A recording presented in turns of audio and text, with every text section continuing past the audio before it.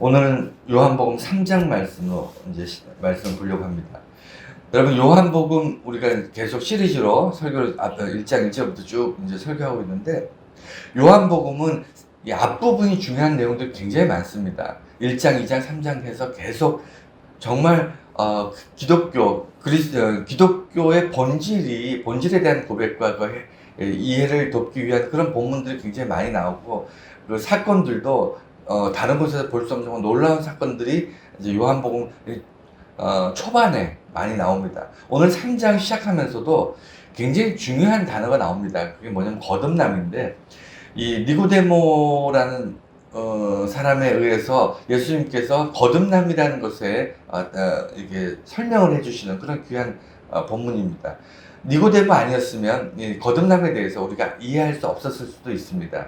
어쨌든 이 본문을 통해서 기독교의 어떤 영적인 부분, 물과 성령으로 거듭난다, 이런 부분들이 사실은 다른 곳에서 찾아보기 힘든 그런 굉장히 중요한 내용입니다. 그럼에도 불구하고 이 내용을 그렇게 많이 설교했는데, 내용을 몰라서 이 내용을 헷갈려 하는 게 아니고, 매번 설교할 때마다 관점이 조금씩 달라요. 왜냐면 자기가 살아온 삶으로 비춰볼 때, 어릴 때 이 본문을 읽었을 때와 조금 장년이 되고 성년이 되어서 이 본문을 읽었을 때, 그리고 이제 노년이 되어서 읽었을 때 의미가 다릅니다. 의미가 똑같을 수가 없어요. 그러다 보니 이 내용이 어떤 관점, 어떤 입장에서, 어떤 환경에서 보느냐에 따라서 좀 달라지는데, 오늘은 이 거듭남에 대해서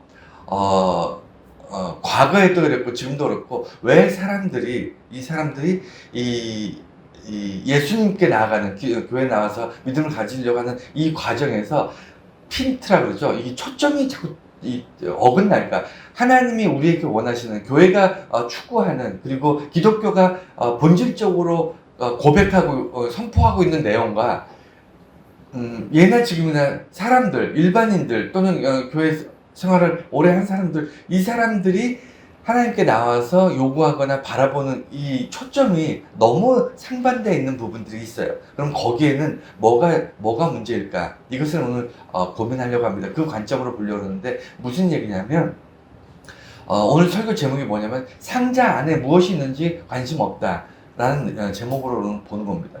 이 얘기가 뭘까요? 여러분, 길을 가다가 상자가 떨어져 있습니다. 그러면 여러분, 상자 안에 무엇이 있을까 관심이 있습니까? 있다고 생각하시겠지만, 사실은 여러분, 상자 안에 무엇이 있느냐는 관심이 없습니다. 상자 자체에 관심이 있어요. 상자가 좀 이렇게 볼품없고 막 오래되고, 그 다음에 쓰레기처럼 버려야 될 것 같은 그런 상자면요, 여러분 전혀 관심 없습니다. 그냥 눈도 안 쳐다보고 그냥 가실 거예요. 그런데 상자가 깨끗하고 반짝반짝하고 테두리가 뭐 잘 닦여져 있고 고급된 뭐 보석이나 금으로 막 포장돼 있다. 그러면 여러분, 그 상자 안에는 뭐 소중한 뭐 귀한 게 있나 보다 하고 비로소 관심을 가지실 텐데, 중요한 것은 뭐냐면, 우리는 보이지 않는 것에 무게를 두지 않아요. 허름한 것 속에 진주가 있을 수도 있지 않습니까?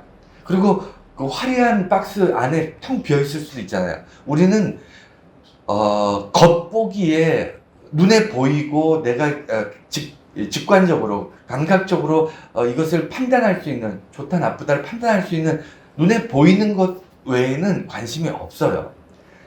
그러면 여러분들이 질문할 수 있어요, 저한테. 사람은 원래 그렇지 않습니까? 뭐 예나 지금이나 다 똑같지 않습니까? 라고 물어보실 텐데, 현대 사회가 심해졌어요. 여러분, 인간의 역사에서는요, 보이지 않는 것에 관심을 갖지 않았다라고 말할 수 없습니다. 인간은요, 기본적으로 보이지 않는 것에 많은 상상력과 궁금증을 가지고 살아왔어요. 역대급.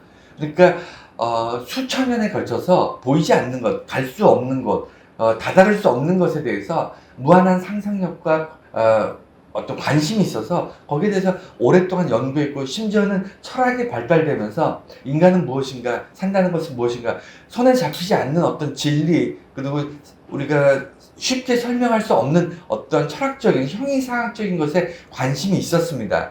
그런데 현대 사회로 올수록 어떻게 되냐면, 점점 점점 과학적이고 그리고 합리적이고 논리적인 것들 외에는 무가치, 가치가 없다라고 느끼기 시작하는 거예요.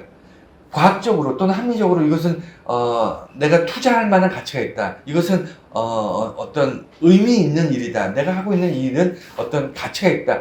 이런 식으로 점점 과학적이고 논리적이고 합리적인 생각들을 하다 보니까 그렇지 않은 것들에 대해서 상자 속에 무엇이 있는지 우리가 눈으로 볼 수 없잖아요. 그럼 상자 속에 무엇이 있는지에 대해서 관심이 없다는 거예요. 상자 자체에는 관심이 있을 수 있어요. 하지만 보이지 않는 것에 대해서 관심 갖지 않는 시대. 이 말씀을 왜 설교 전에 미리 말씀을 드리냐면, 니고데모라는 사람이 왔는데, 이 사람은 이스라엘의 지도자이고 선생이고 성경학자고 모든 것을 둘러봤을 때 이 사람은요 부족한 것이 없습니다. 부족한 것이 없는데 지금 예수님 찾아왔어요. 예수님 찾아왔는데 왜 찾아왔냐면, 오늘 본문에 보면 당신은 하나님께로부터 온 사람입니다. 하나님께로부터 오지 않았다면 당신이 행하는 이 표적은 나타날 수 없습니다. 라고 이야기를 해요. 그러면 니고데모는 예수님을 왜 찾아왔죠? 예수님이 하나님의 사람이라고 생각해서 찾아왔을까요? 아니면 예수님께서 행하시는 표적이 궁금해서 찾아왔을까요? 니고데모의 이야기를 들어보면 금방 알 수 있잖아요. 당신은 하나님께로부터 온 사람입니다. 그러면 니고데모가 예수님이 하나님께로부터 온 사람이기 때문에 왔을까요? 그렇지 않다니까요. 당신이 하나님께로부터 온 사람이기 때문에 당신의 그 표적들이 나타날 수 있다고 생각합니다. 관심이 표적에 있었던 거예요. 왜 표적에 관심이 있을까요? 우리는요, 어떤 관심이요, 내게 넉넉한 것은 관심이 없어요. 내게 결핍되어 있는 것에 관심이 있습니다. 돈이 없으면 돈 버는 것에 관심이 있고요. 뭔가 몸이 약하면 건강에 대한 정보에 관심이 있고, 우리가 관계가 좋으면요, 관계에 대해서 고민하지 않습니다. 근데 관계에 대해 결핍이 있을 때 나는 어떻게 사람들로부터 인정받고 어떤 인기를 얻을 수 있을까? 이건 결핍에서 오는 거예요. 니고데모라는 사람은 자기의 결핍을 통해서 예수님을 찾을 수밖에 없었던 겁니다. 왜 그랬을까요? 자기는 지도자고 사람들 가르치는 입장에 있고, 그 다음에 사람들로부터 무엇인가 옳고 그름을 분별해주는 그런 위치에 있는 사람인데 결핍이 있어요. 어떤 결핍이죠? 뭐라 그러죠? 하나님으로부터 온 사람이라는 표적이 나타나지 않는 거예요. 기적이 나타나지 않는 겁니다. 이스라엘 당시, 지금도 마찬가지지만 이스라엘 사회는요, 어떤 사람이 하나님으로부터 온 어떤 선지자다, 어떤 하나님으로부터 온 어떤 귀한 랍비다, 선지자다, 이렇게 얘기할 때는 그 사람의 말뿐만 아니라 삶 속에서 어떤 기적 같은 일들이 일어나야 돼요. 그러니까 표적이 있어야 돼요. 증거가 있어야 되는 거예요. 그런데 니고데모라는 사람은 모든 것을 다 가지고 지도자의 위치에서 사람들을 가르치고 있지만 표적이 없는 거예요. 기적이 나타나지 않으니까 기적을 몰고 다니는 청년, 나사렛에서 온 예수라는 청년을 밤에 찾아온 거예요. 도대체 이 사람은 어떤 사람이기에 이런 표적이 나타날까? 이게 예수님을 찾아간 목적입니다. 그런데 오늘 뒤에 이제 나타나겠지만 예수님께서는 다 알고 계세요. 이 사람이 왜 나를 찾아왔는지, 무엇이 목적인지 다 알고 있으면서 이 사람의 질문에 동문서답하시는 거예요. 예수님은 뭐라고 얘기하시냐면, 사람은 거듭나야 된다. 뭐 이렇게 얘기하시는 거예요. 니고데모라는 사람이 표적에 대해서 궁금해서 왔는데 예수님은 거듭남에 대해서 얘기를 합니다. 이게 오늘날 우리가 세상 사람들도 마찬가지고 우리들도 마찬가지예요. 하나님의 관심과 우리의 관심이 다르다는 거예요. 하나님은 상자 속에 있는 예수 그리스도는 상자 속에 있는 보화를 우리들에게 주기를 원하시는데 우리는 상자, 껍데기에만 관심이 있는 거예요. 껍데기가 화려하면 관심이 좀 가고, 껍데기가 후지다. 껍데기가 초라하면 관심이 없는 것이 우리들의 그 모습. 왜 그러냐면 너무 합리적이고 과학적이고 분석적인 것에 익숙해 있어요.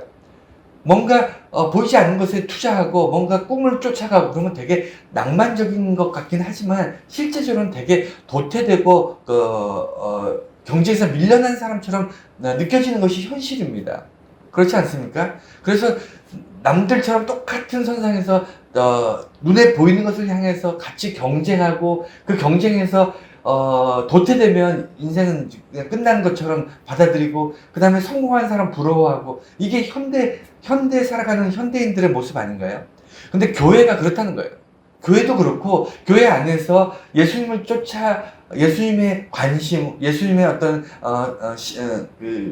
예수님의 심장을 가지고 세상을 바라보는 것이 아니고 자기가 생각하는 방식대로 세상을 보게 되는 겁니다. 자, 그래서 오늘 이런 관점에서 니고데모와 예수님과 나눴던 이 대화를 좀 분석하려고 합니다.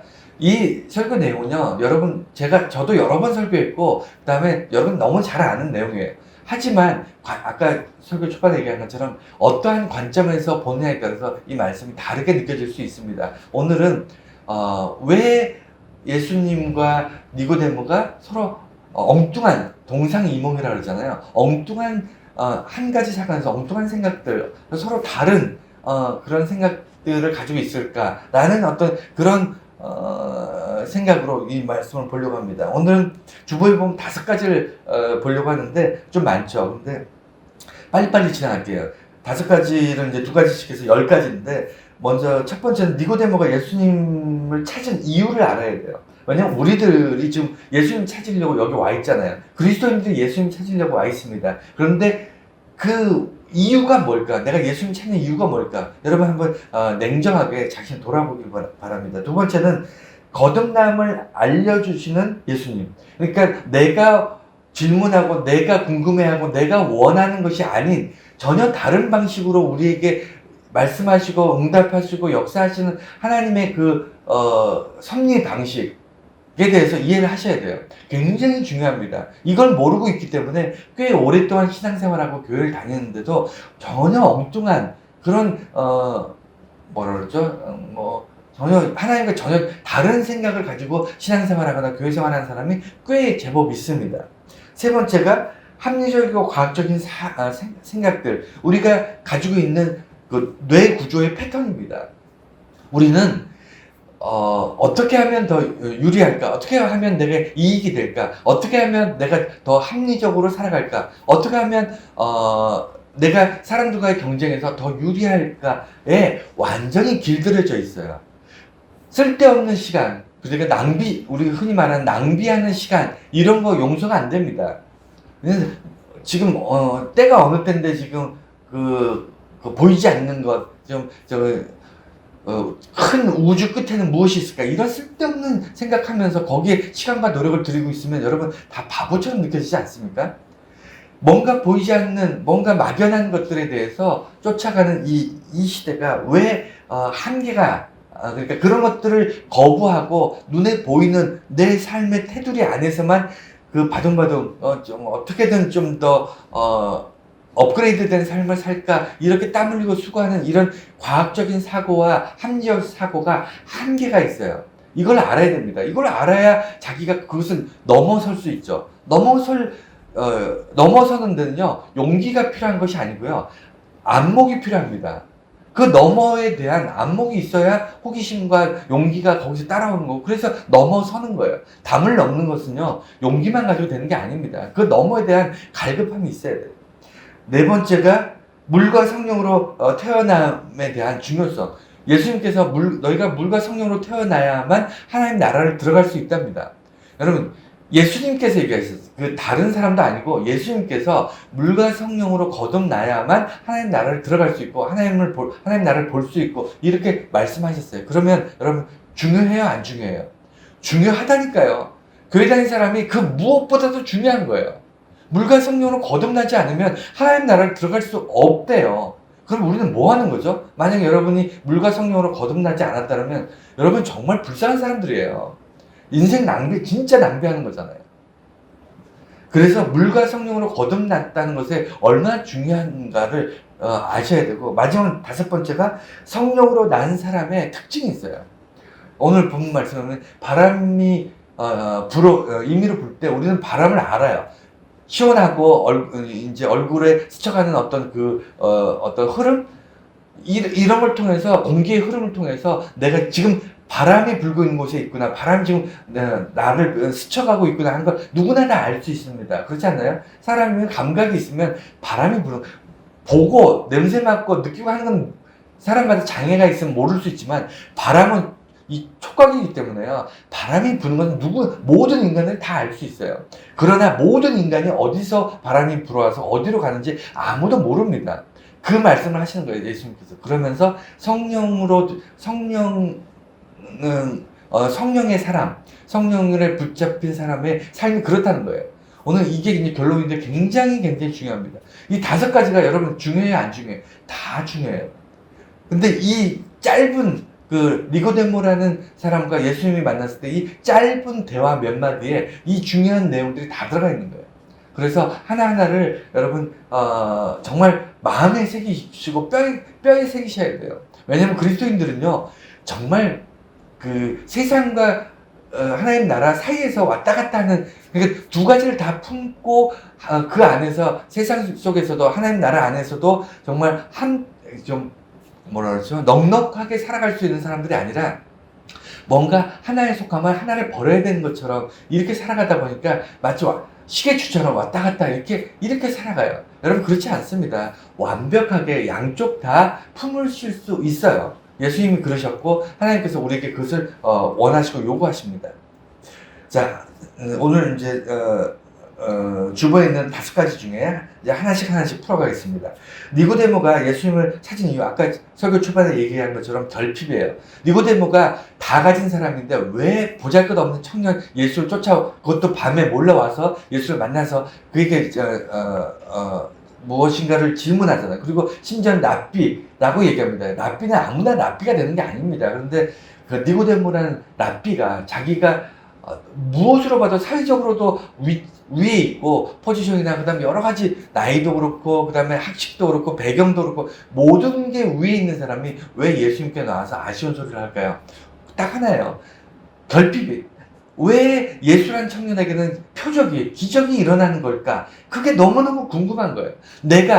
니고데모 본인이 내가 예수 청년 같은 기적이 일어난다면 많은 사람으로부터 인정받고 존경받고 그리고 하나님으로부터 온 사람이라는 확실한 증거가 드러날 뿐만 아니라 자기 스스로도 내가 하나님의 어떤 선지자다, 하나님의 보내신 어떤 사자다, 이런 어떤 자긍심이 생길 것 같은데 그게 없으니까 결핍해서 예수를 찾아가는 거예요. 그런데 표적을 행하시는 예수님에 대해서 만 집중을 했지, 예수님이 정말 누구신가, 왜 이곳에 계시는가, 그가 어떤 분인가에 대한 본질적, 예수가 누군가에 대한 질문이 있었을까요? 궁금증이 있었을까요?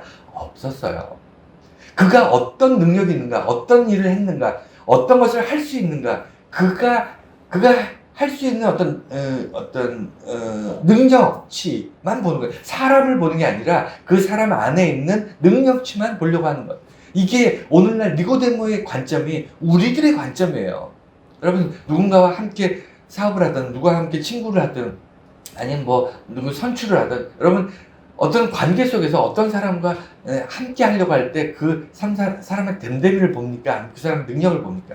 우리 다 능력 보잖아요. 이 사람이 나한테 도움이 되느냐? 그거 가지고 결정하지 않습니까?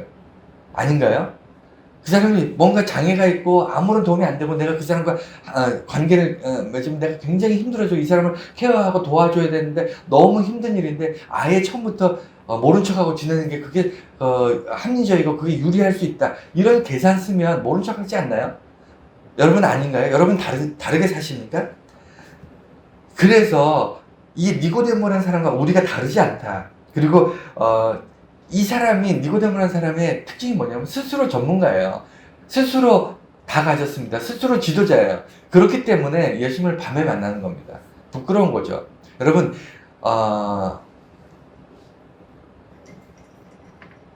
배움은 절대 위에 있는 사람으로부터만 배우지 않습니다. 배움은 됨됨이가 배울 준비가 된 사람은요, 모든 사람에게서 배워요. 그래서 모든 사람으로부터 배운 사람이 훌륭한 사람이 됩니다. 훌륭한 어떤 지도자나 훌륭한 선생이 될 수 있어요.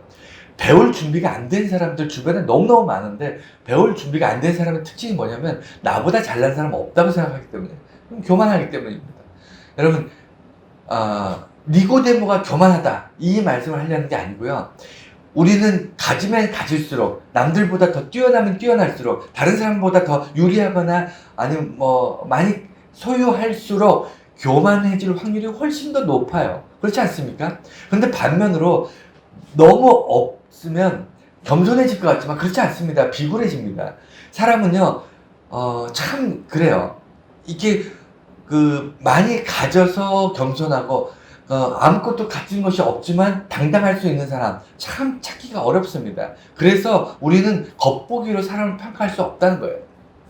그래서 니고데모가 어쨌든 예수님을 결핍이라는 이유로 찾아왔는데 예수님께서는 그가 왜 찾아왔는지 아시면서 방금 말씀드린 것처럼 니고데모는 예수님 당신은 훌륭한 사람이고 하나님께로부터 왔는데 당신의 표적이 그것을 증명합니다 라고 얘기했을 때 예수님께서는 뭐라고 얘기했냐면 봐라 내가 하나님께로 온 거를 너가 알지 않느냐 내가 얼마나 많은 기적을 행했느냐 너도 알고 있지 이렇게 얘기하지 않으셨어요.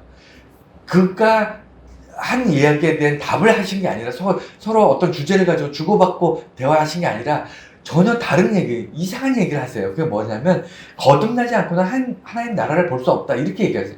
이게 동문서답이잖아요. 누가 봐도 이건 니고데모가 물어본 것과 예수님이 대답한 거는 다른 얘기잖아요. 그런데 왜 거듭남에 대해서 얘기하시냐면 그게 본질이기 때문입니다. 본질은 뭐냐면 우리는 예수님께 나아가서 질문할 때 본질적 질문을 하지 않아요. 본질적 질문을 하지 않습니다. 내 욕망과 나의 어떤 본능과 이런 것들을 살짝 숨겨가지고 내가 좀 더 부자가 됐으면, 좀 더 건강했으면, 좀 더 사람들 인정받았으면 이런 본능을 살짝 숨기고 어떻게 하면 그렇게 될 수 있을까요? 질문을 살짝 꼬아서 약간 옆으로 돌아서 이렇게 질문하는 거예요. 그렇게 질문할 때 예수님께서 어떻게 얘기하시냐면 본질을 얘기하는 거예요. 너가 뭘 모르고 있는지를 내가 알려줄게. 이렇게 얘기하시는 거예요. 이해가 되십니까? 니고데모가 예수님께 나왔을 때 자기가 무엇을 모르고 있는지 모르고 나온 거예요. 이게 본질입니다. 예수님께서는 우리가 반드시 알아야 되는 그리고 그것으로 인해서 모든 질문이 답이 될 수 있는 그 본질적 단어들, 본질적 의미들을 우리들에게 먼저 질문하시는 거예요. 그게 거듭남이었고 니고데모는 거듭남에 대해서 알아야 했었지만 그는 거듭남을 모르고 있다는 자체도 몰랐고 전혀 그냥 별개의 세상에 산 거예요. 별개의 세상. 교회를 오래 다녔는데 가르치는 위치에 있고 심지어는 그 당시로 따지면 목사나 어떤 장로나 이런 위치에 있는 사람인데 예수님 볼 때는 답답합니다. 답답한 거예요. 도대체 얘가 뭘 알고 나한테 왔을까? 이런 마음이 들었을 텐데 혼내지 않으시고 예수님께서는 차분하게 거듭나야만 하나님 나라를 볼 수 있다. 이렇게 얘기하십니다. 하나님 나라가 뭐죠? 여기서 얘기하는 하나님 나라가? 예? 하나님 나라가 뭡니까? 거듭난 사람이 보는 하나님 나라가 뭘까요? 하나님 나라는 이꼴 예수님이 하나님 나라잖아요. 당연한 거 아닌가요? 예수님을 통해서 하나님 나라가 가는 거잖아요. 예수님을 통해서 하나님 나라를 보는 거고 예수님을 통해서 하나님 나라가 가능해져요. 예수님을 배제하면요 우리는 하나님 나라와 완전히 별개의 세상을 삽니다. 내 나름대로 살다가 그냥 어디로 갈지 모르는 정말 지옥은 어떻게 표현이 안 되기 때문에 제가 괜히 지옥 얘기했다가 겁주는 것 같아서 저는 잘 몰라요. 천국도 잘 모르고 지옥도 잘 모르지만 중요한 것은 뭐냐면 예수님을 통하지 않고는 하나님 나라와 천국을 이야기할 수 없어요. 들어갈 수도 없고 우리는 거기에 대해서 그래서 거듭난 사람만이 예수님이 누군지 보이는 거예요. 이해가 되십니까? 그러니까 거듭난 사람, 내가 성령으로 물과 성령으로 거듭난 사람에 한해서 예수님이 누군지 알고 예수님이 누군지 알면 어떻게 할까요? 예수님 자체가 하나님 나라라는 걸 알면 어떻게 될까요? 몰랐을 땐 몰라도 알고 나면 붙잡을 거 아닙니까? 붙잡을 때 어떻게 붙잡아요? 죽을 만큼 절대로 놓치지 않을 만큼 그게 당연한 거 아닙니까? 예수님 누군지 알았는데 드디어 보이기 시작했는데 그런데 거듭나지 않으면 예수님 누군지 안 보인다는 거예요. 그러니까 니고데모가 예수님을 만났는데 예수님 찾아왔는데 라삐어 당신은 하나님께서 보내신 위대한 사람입니다. 그렇지 않으면 이런 위대한 기적을 나타낼 수 없습니다. 이딴 소리 하는 거예요. 이해가 되시죠? 그래서 거듭남이라는 것은 그냥 교회에서 얘기하는 어떤 좋은 얘기다 이렇게 얘기할 게 아니고요. 거듭남이라는 것은 언제든지 내가 점검할 수 있고 내가 거듭났는지 안 거듭났는지 점검할 수 있고 거듭난 사람이 자기의 어떤 거듭난 정체성에 대해서 이렇게 살면 안 되는데라는 의문이 나오기 시작하면 여러분 흔들리는 거예요. 여러분 거듭난 사람이 100% 천국에 갈 수 있을까요? 아까 얘기했지만 거듭난 사람은 예수님 누군지 보입니다. 하지만 예수님을 버릴 수 있어요, 없어요? 버릴 수 있습니다. 버릴 수 있어요. 예수님의 제자 12 중에 가룟 유다는 버렸잖아요. 예수님 누군지 몰라서 버렸을까요? 알았다니까요. 같이 살았어요. 같이 말씀 듣고 예수님 기적을 보면서도 예수님 분명히 누군지 알면서도 버립니다. 여러분 심각해요. 거듭났으면 끝! 이제 거듭났기 때문에 이제 막 살아도 돼. 거듭났기 때문에 난 반드시 천국 가. 이런 이게 이단이 있어요. 이게 거듭나면 이제 한 번 거듭나면 끝났다. 한 번, 뭐 이렇게 있는데 안 그렇습니다. 우리는 천국 들어갈 때까지 항상 자기를 점검해야 돼요. 항상 나는 어떤 상태에 있는가, 어떤 삶을 살아가고 있는가, 이걸 점검해야 됩니다. 거듭난 성령님께서 나를 인도하시는 삶을 살고 있는가, 내 마음대로 살면서 성령께서 인도하는 것처럼 느끼고 사는가, 이런 것을 점검하셔야 됩니다. 그래서, 거듭남에 대해서 알려주실 때 예수님께서는 니고데모를 향해서 심각한 무지함, 그러니까 무식함을 보신 거예요. 교회 오래 다니는 사람들이 심각한 무지함이 있을 수 있어요. 자기가 교회 믿음 생활 잘하고 있고 믿음 좋다고 착각하는 사람들이 있습니다. 의외로 많습니다. 그렇기 때문에 그 사람들이 이단들이 와서 살살살 유혹한다고 해야 되나? 이렇게 살살살 이렇게 꼬드기면요 홀라락 넘어가요. 이 홀라락 넘어가는 사람 중에서 교회 생활 전혀 안 한 사람들이 홀라락 넘어가기가 쉽지 않습니다. 어느 정도 교회 생활 좀 하고 성경에 대해서 좀 아는 사람들이 정확하게 이것을 정립하지 못한 상태에서 이단이나 이런 사람들 와서 뭐 엉뚱한 소리 살살살 하면 거기에 혹해서 완전히 넘어가는 거예요. 완전히 집이고 뭐고 뭐 돌아보지도 않고 그냥 홀라락 넘어가는 이런 거 주변에 너무 많잖아요. 이게 이제 더 이상 입이 아파서 얘기를 못 하겠습니다. 그만큼 이단들은 그런 것들을 이용하는 건데 여러분 그게 심각하게 무지해서 그래요. 내가 본질, 내가 내 거듭남을 통해서 예수가 누군지 정확히 보고 있는가, 이거 단순한 건데 이거를 모르고 신앙생활 하는 사람이 의외로 많다는 거예요. 그리고 예수님 자체가 하나님의 나라라고 지금 말씀드렸는데 이게 개념이 달라서 그래요. 그게 뭐냐면 하나님 나라, 여러분 하나님 나라가 어디에 있습니까? 우주 끝에 있나요? 아니면 뭐 안드로메다쯤에 있습니까? 하나님 나라가 어디 있습니까? 아니면 뭐 저 북극에 있나요? 남극에 있나요? 히말라야 산맥에 있나요? 여러분 우리의 관심은 뭐냐면 하나님 나라 그러면 어디, 장소, 시간 이런 것들 물리적인 과학적인 어떤 자료를 찾으려고 하는 거예요. 그 생각 자체가 우리가 굉장히 편협한 가치관을 가지고 사는 겁니다. 하나님 나라를 어디 있을까 찾아다니는 사람들이 있다니까요. 나중에 다시 한번 반복합니다. 영적으로 거듭 태어나지 않으면요 하나님 나라를 찾아다닌다니까요. 어딘가 있을 거라고 생각하는 거죠. 여러분 그렇지 않습니다. 예수 그리스도 자체가 하나님 나라고요. 예수님이 우리 안에 계실 수 있나요 없나요? 계실 수 있어요. 예수님이 우리 안에 계시면 하늘 나라가 내 안에 있는 겁니다. 그리고 우리가 살고 죽음이 중요하지 않아요. 살아도 하나님의 나라, 죽어도 하나님 나라인 겁니다. 그래서 하나님 나라는 어디로 가야 돼? 하나님 나라는 북극에 있어, 남극에 있어. 이런 식으로 얘기하는 사람들, 에덴 동산이 뭐 어디에 있어.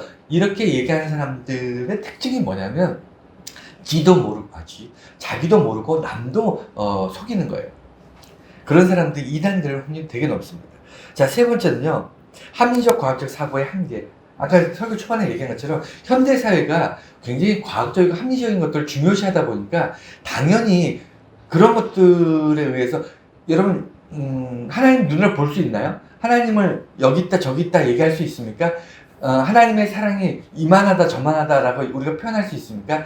종교는요, 기본적으로 기독교는요, 하나님에 대해서 우리는 신비롭게 설정하는 부분이 있습니다. 우리가 반드시 수치로 나타내거나 아니면 좌표로 하나님 나라를, 하나님의 모습을, 형상을 설명하지 않아요.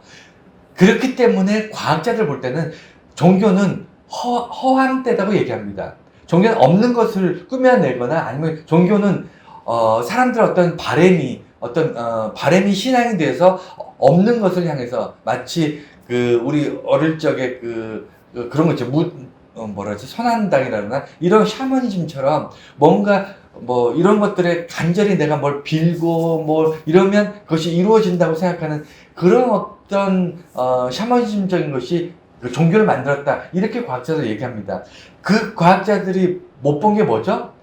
보이는 게 다가 아니라는 것을 모르는 겁니다. 너무 지식이 많고 너무 많은 것들을 연구하다 보니까 보이는 것들에 매몰돼가지고 보이지 않는 것을 인정하지 않는 거예요. 여러분, 과학자들이 다 아는 것 같으면 과학은 진리가 되어야 되고, 진리는 뭐라 그랬죠? 바뀌지 않아야 돼요. 그래서 과학자들이 무엇인가 논문을 하거나 과학자들이 무엇인가 자기가 연구한 것을 세상에 발표하면요, 절대로 바뀌면 안 됩니다. 그렇지 않습니까? 그래야 그 사람들이 자기들이 진리를 이야기하고 자기들이 눈에 보이는 것들이 사실이고 눈에 보이지 않는 것들은 의미가 없다라고 주장을 할 때는 자기들이 이야기하는 것들은 바뀌면 안 되죠. 진리여야 되잖아요. 근데 과학은요, 날마다 바뀝니다. 지금도 엎치락뒤치락 하는 게 과학이고요. 우리는 인간은 모든 것들을 분석하는데, 여러분 세상에서 제일 작은 존재가 뭔지 아십니까? 저도 몰라요. 과학자들이 불과 뭐 100년 전에는 뭐 원자가, 전자가 작았는데, 지금은 그것보다 훨씬 더 작은 것까지 관찰하고 분석하는데, 심지어는 그 속에도 또 뭐가 있다고 그러잖아요. 작은 것도 마찬가지지만 큰 것도, 우주가 얼마나 큰지 아시잖아요. 우주 끝이 어디에 있나요? 우리는 모르죠. 우주 끝이 얼마나고 우주가 크기가 얼마나인지 모르죠. 과학자들은 자기 나름대로 설명하고, 그럼 잘 알다시피 몇백 년 전만 해도 지구가 우주의 중심이고 태양이 돈다라 했는데 지금 거꾸로 돼 있잖아요.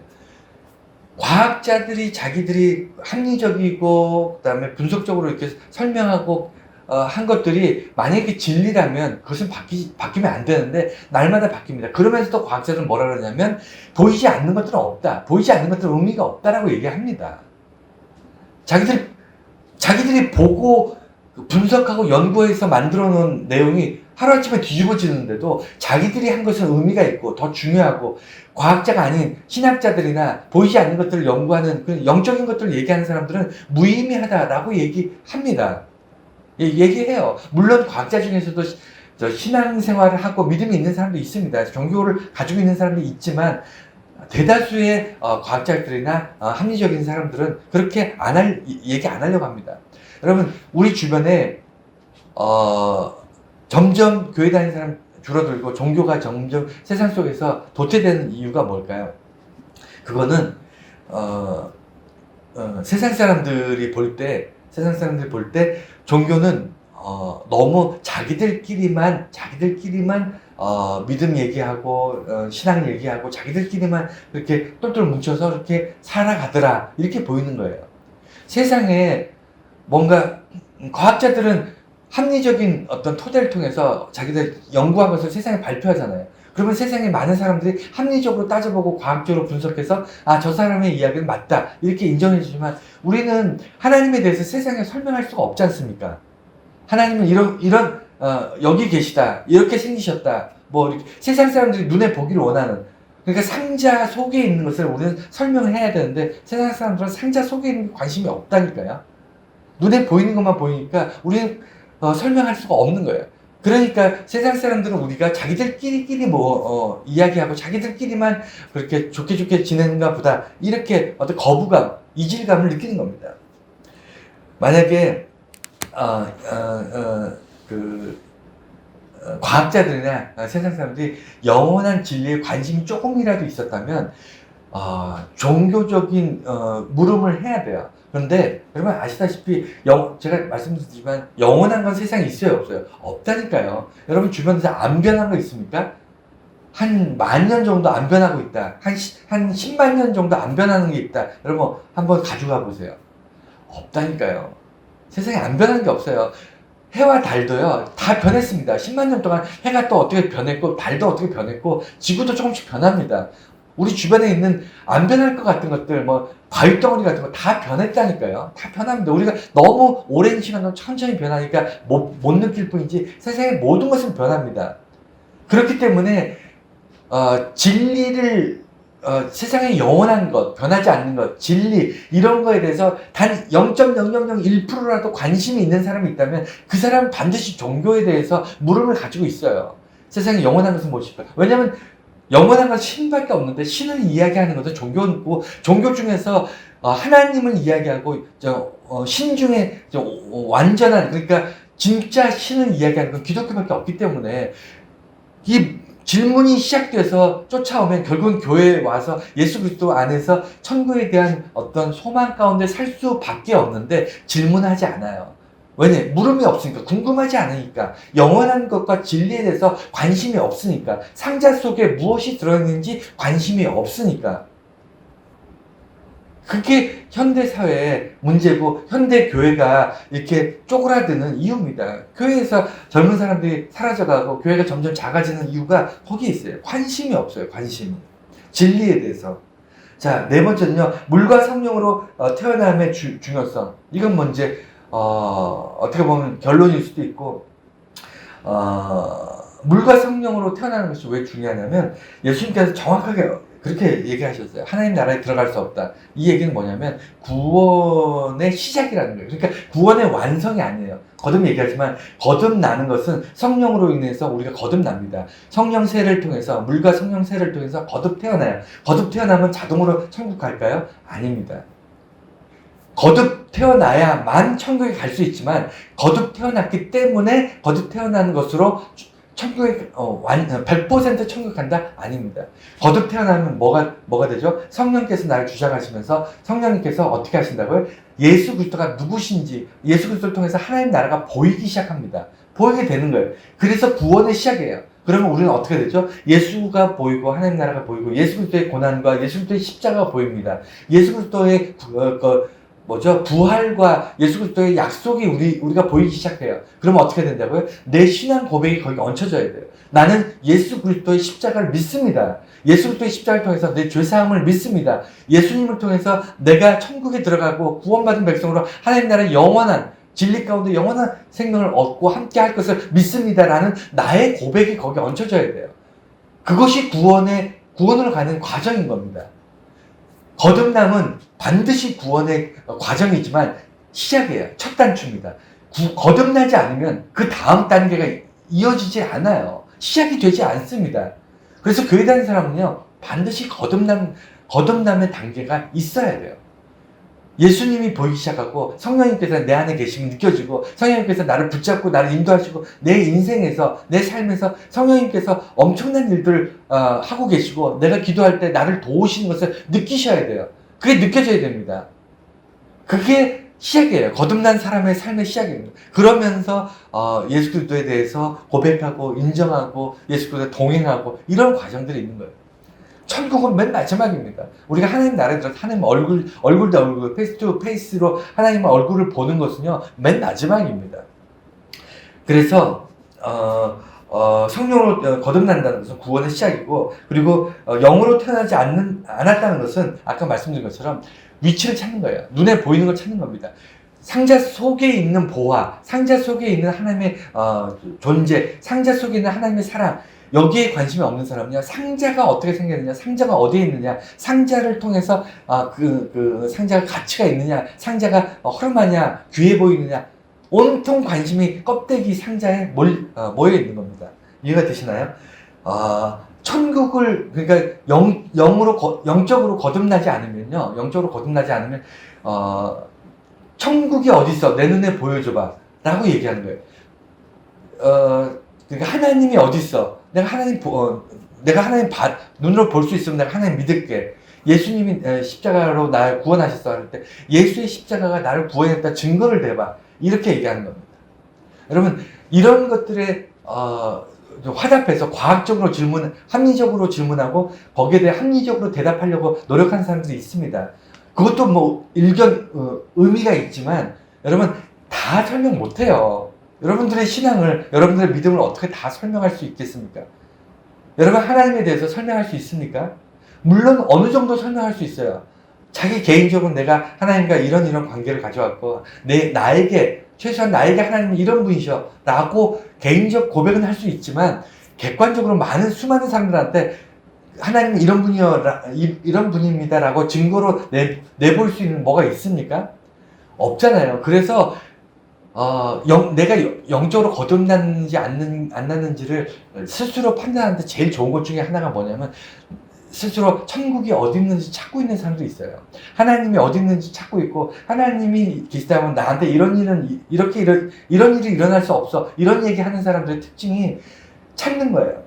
눈에 보이기를 원하는 겁니다. 내 삶에 뭔가 기적이 일어나기를 원하는 거고요. 내 삶에 뭔가 이렇게 이건 하나님이 하셨어 라는 것이 자꾸 일어나기를 원하는 거예요. 그런데 여러분, 예수님께서 하신 걸 잘 보세요. 내가 원하는 것을 딱 바꿔주면 이건 기적이야, 이건 하나님께서 나와 함께 하신 거야 라고 스스로 생각할지 모르겠지만 그런 일은 안 일어납니다. 어떤 일이 일어나죠? 전혀 뜻밖의 일이 일어나는 거예요. 본질적인 다른 일, 본질적인데 내가 기대하고 있지 않았던 일들이 일어납니다. 내가 전혀 상상할 수 없었던 방식으로 내 문제를 해결하시는 거예요. 그게 예수님의 방식입니다. 결론, 이제 5번째가 뭐냐면 성령으로 난 사람의 특징. 그러니까 결론적으로 뭐냐면 성령으로 우리 거듭나야 되는데 성령으로 거듭난 사람의 특징이 있다는 거예요. 우리 스스로를 점검하면서 살고, 그리고 우리 주변에 믿음을 가지고 있는 사람들한테 이런 모습들을 좀 발견할 수 있었으면 좋겠다. 왜냐하면 세상 사람들이, 교회 다니는 사람들, 예수 믿는 사람들에게서 성령님과 함께 하시는 거듭난 어떤 모습을 발견할 수 있다면요, 세상 사람들이 도전한다니까. 세상 사람들이 우리들의 예수 믿는 사람 다시 보게 됩니다. 그렇지 않겠습니까? 우리가 무슨 능력이 있거나 아니면 무슨 세상적으로 성공하거나 출세하거나 아니면 무슨 이래서 세상 사람들이 우리를 보는 게 아니고요. 거듭난 사람의 변화, 거듭난 사람을 통해서 그 사람에게서 풍겨나는 성령님의 어떤 향기, 성령님의 어떤 느낌, 이런 것들이 세상 사람들이 캐치를 하는 거예요. 그런 것을 통해서 이 사람은 뭔가 좀 다르다. 이 사람은 정말 교회에서 얘기하는 어떤 뭔가 좀 다른 사람이다. 세상 사람과 좀 다르다. 이런 걸 느끼기 시작합니다. 왜 그렇죠? 거듭난 사람은 어떻다고요? 거듭난 사람은 바람이 부는데 바람을 느끼는 것과 같다는 거예요. 본인도 알고요. 남들도 알아요. 무슨 얘기죠? 그러니까 성령으로 거듭난 사람의 특징은요, 본인이 성령님께서 함께 하신다니까 본인이 알아요. 바람이 부는 거 알잖아요. 웬만해선 바람 부는 건 다 압니다. 그렇지 않습니까? 우리 바람 불면 다 알잖아요. 바람 안 불고 고요할 때, 공기가 흐르지 않을 때는 우리는 바람이 안 분다 다 압니다. 그리고 바람이 부를 때도 알아요. 하지만 어디서 시작해서 어디로 끝나는지는 우리는 몰라요. 우리는 어디서 시작해서 어디서 끝나는지 알아야만 바람이 부는 거라고 생각하지 않습니다. 성령님께서 어디서 와서 어디로 가는지 알아야만, 성경의 내용을 다 알고 하나님이 어떤 분이고 하나님이 역사적으로 그 다음에 우리 개개인에게 어떠한 영향력을 미쳤는지 모든 것을 다 알아야만 거듭난 사람이 되는 게 아니에요. 어느 순간 나는 어떻게 성령님께서 내게 오셨고, 어떻게 내가 믿음이 생겼고, 어떻게 내가 이것이 믿어지기 시작했는지 이해가 안 돼. 어느 날 갑자기 믿어졌어요. 어느 날 갑자기 하나님이 깨달아졌어요. 어느 날 갑자기 예수님이 내 안에 계시다는 게 느껴졌어요. 언제부터 그렇게 되는지 몰라요. 그리고 이것이 내가 어떤 삶을 앞으로 살아가야 될지 전혀 모릅니다. 그런데 분명한 것은 어느 날 갑자기 내가 깨닫게 됐어요. 느끼게 됐어요. 이게 뭐죠? 내가 바람이 분 거예요. 성령님께서 나를 스쳐가는 것이 느껴지는 겁니다. 어디서 오셨고 어디로 가는지는 모르지만 지금 이 순간 내 안에 성령님이 계신다는 걸 아는 것, 이것이 본질이라는 겁니다. 그러니까 우리는 다 알아야만 믿음 생활을 하는 것이 아니고, 다 알아야만 신앙 생활을 하는 게 아니고, 지금 내가 성령님이 함께 하신다는 걸 느낄 수 있고요. 깨달을 수 있고, 이것 때문에 내 삶이 변화되고 있어요. 내 삶이 완전히 바뀝니다. 다른 사람들이 내가 변화된 걸 느낀다니까요. 그래서 성령으로 거듭난 사람, 성령으로 다시 태어난 사람은 우리가 논리적으로 거듭난다는 것은 우리가 죽어야 되고 다시 태어나, 이거 다 형이상학적인 거잖아요. 여러분 죽을 수 있어요? 여러분 육체적으로 죽으라는 얘기가 아니잖아요. 여기서는 예수님께서 육은 육에서 태어난 건 육이고 영에서 태어난 건 영이라고 말씀하십니다. 무슨 얘기냐면 내가 다시 죽어야만 영적으로 태어난 것이 아니라 살든 죽든 간에 중요한 것은 지금 내가 영적으로 태어났느냐 안 났느냐를 분석해야 된다는 거예요. 내가 거듭난 영을 가지고 살아가고 있는 거를 여러분 분석해 보셔야죠. 왜냐하면 영적으로 태어나지 않았거나 영적으로 죽은 사람 이 안에 있을 수 있습니다. 내가 살다가도 어느 날 어떨 때는 내가 영적으로 죽어가는 것 같다, 아니면 내가 거듭나는 것 같지 않다, 이런 느낌 받을 수 있잖아요. 왜 그렇죠? 바람이 불어야 내가 깨달을 수 있는데, 바람이 스쳐야 내가 어디서 바람이 오는지를, 아니면 어디로 가는지를 꼭 알아야 되는 건 아니지만, 지금 이 순간 내게 바람이 스쳐가고 있는 것은 느낄 수 있어야 되지 않습니까? 성령님께서 나와 함께 하시는 걸 알아야 될 거 아니에요. 그래서 성령으로 난 사람, 거듭난 사람은 성령과 동행하는 것을 자기도 알고, 그리고 그것을 붙잡고 살아가는 거예요. 성령과 동행하며 살아가는 겁니다. 이것이 그리스도인들이 사는 아주 본질적인 차이예요.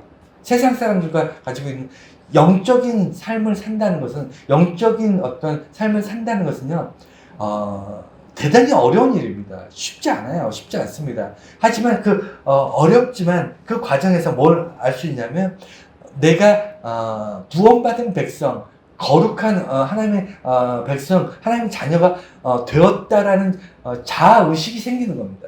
그게 구원으로 가고 있는 과정인 거예요. 거듭남을 통해서, 성령님을 통해서 내가 거룩한 백성이 되었구나 라는 것을 알면서 기쁨으로 살아가는 거예요. 기쁨으로 살아가는 겁니다. 여러분, 오래 못 살잖아요. 우리 100년 못 살지 않습니까? 그리고 많이 살았어요. 이미 이제 얼마 안 남았습니다. 근데 더 무슨 욕심을 가지고 사시려고 하시는 거예요. 그냥 이만큼 살았으면 이제는 좀 성령님과 동행하면서 좀 거룩한 삶을, 남은 삶을 좀 거룩하게 좀 하나님 안에서 동행하면서 거듭난 사람답게 좀 살다가 갔으면 좋겠다, 이런 생각 해보셔야 되지 않습니까? 왜냐면 조만간 하나님 볼 텐데, 너 세상에서 뭐 했니? 라고 질문하시면 한 게 없어요 라고 얘기하기 부끄럽잖아요. 그래서 소리를 듣는다는 것은 내게 드러나는 현상이 있다는 겁니다. 성령님께 대한 분명한 인식이 있다는 거예요. 여러분, 오늘 이 말씀을 통해서 요한복음이 굉장히 중요한 말씀들이 초반에 많이 나온다고 제가 말씀드렸잖아요. 1, 2, 3장에 걸쳐서 정말 주옥 같은 말씀들이 나와요. 왜냐하면 여기는 어떤 사건 위주로 기록됐다기보다는 그 사건을 통해서 예수님의 어떤 놀라운 영적인 부분들, 예수님께서 이 땅에 육체로 오셨지만 하나님으로서 이 땅에 오셨다. 세상을 창조하실 때 예수님이 함께 하셨다. 그리고 예수님이 성령님께서 물과 성령으로 거듭나게 되면 예수님의 그 하나님 되심, 하나님의 나라 되심이 보이게 된다라는 그런 어떤 영적인, 눈에 보이진 않지만 설명할 수 없지만 이런 내용들이 개념적으로 계속 이어져서 나와요. 그래서 요한복음이 성경을 처음 읽는 분들, 신앙생활 처음 하시는 분이 제일 처음에 읽는 책이 요한복음이에요. 이 고백들, 이 놀라운 영적인 안목들이 눈에 띄기 시작해야 비로소 아까 말씀드린 것처럼 구원으로 시작되기 시작해요. 내가 거듭난 삶을 경험을 해야만, 갑자기 내 얼굴 바람이 스쳐 지나갈 때 비로소 나는 성령님께서 나와 함께 하시는구나 깨달을 때 구원의 삶이 시작이 되는 겁니다. 그리고 예수 그리스도를 분명하게 알게 되고 고백할 수 있어요. 성령님이 아니 계시면, 물과 성령으로 거듭나지 않으면요, 예수님을 구주로 고백하지 못합니다. 하고 싶어도 안 돼요. 말로는 할 수 있을지 몰라도 내 진심으로, 내 속에서는 고백이 안 됩니다. 이해가 되시죠? 그래서 오늘 본문이 굉장히 중요한 겁니다. 이 말씀이 여러분 삶에 좀 떠나지 않고 항상 여러분 뼛속에 정말 마음 깊숙이 새겨져서 신앙생활을 할 수 있었으면 참 좋겠습니다.